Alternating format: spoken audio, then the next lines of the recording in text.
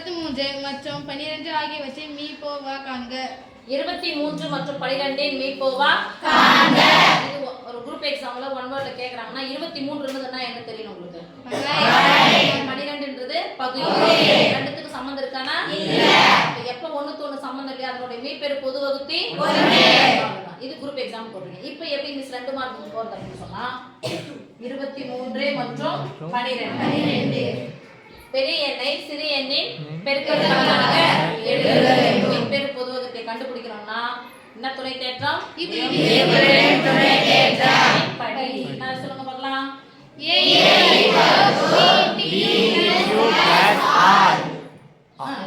Zero less than or equal to or less than modulus of b. Less than modulus of b. இப்போ a என்பது பெரிய எண் 23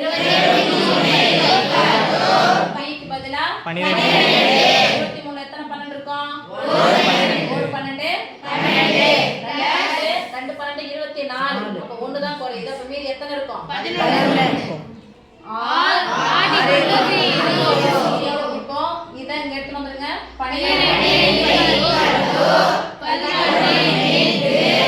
11 இருக்குது? ஒரு 11 மீதி மறுபடியும்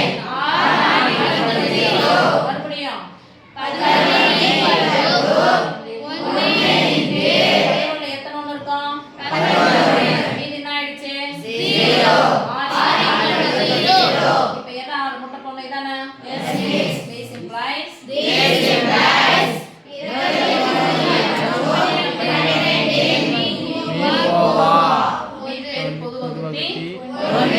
மீப்பெரு பொது வகுத்தி 1.